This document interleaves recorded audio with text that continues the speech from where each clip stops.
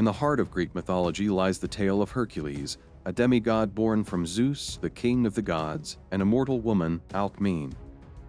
Hercules was unmatched in strength and bravery, but his life was far from easy. A tragedy fueled by Hera's jealousy would set the stage for his greatest trials. Hera despised Hercules for being a constant reminder of Zeus's infidelity. Seeking revenge, she cursed Hercules with a fit of madness. In his frenzy, Hercules committed the unthinkable. He killed his own wife and children. Racked with guilt and seeking redemption, Hercules turned to the Oracle of Delphi for guidance.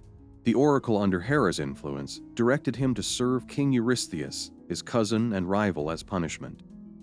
It was here that Hercules was assigned 12 labors, seemingly impossible tasks meant to test his strength, will, and endurance. Today, we explore the second of these labors, a battle against the Lernaean Hydra, a beast of unparalleled terror. The Hydra was no ordinary monster. It was a massive serpent with 9 heads, each capable of regenerating when severed. Even worse, one head was immortal, impervious to any attack.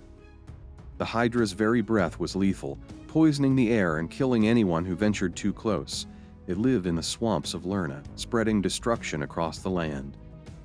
King Eurystheus, who delighted in Hercules' suffering, believed the Hydra would be an impossible challenge. But Hercules, driven by his quest for redemption, approached the swamp undeterred. As Hercules ventured into the Hydra's lair, the monstrous serpent emerged from the murky waters. Its many heads snapped and hissed, and its body coiled menacingly. Hercules knew he was facing one of the deadliest creatures in all of Greek mythology. Hercules struck with his legendary strength, severing one of the Hydra's heads. But to his horror, 2 more sprouted in its place. The beast seemed invincible, regenerating faster than he could strike.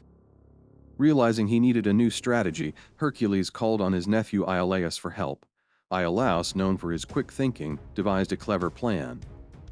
Each time Hercules cut off a head, Iolaus used a blazing torch to cauterize the neck, sealing the wound and preventing the heads from regenerating. Slowly but surely, the pair gained the upper hand. Finally, only the immortal head remained. Hercules wrestled the creature with all his might and crushed the undying head beneath a massive boulder. The Lernaean Hydra was defeated. After the battle, Hercules made use of the Hydra's deadly blood, dipping his arrows into its venom. These poisoned arrows would prove invaluable in his future adventures, capable of killing even the strongest foes. However, King Eurystheus, always seeking to undermine Hercules, refused to fully count the labor. He claimed that because Iolaus had assisted, the victory was not solely Hercules' own. Despite this, Hercules' triumph over the Hydra remains one of his most iconic feats.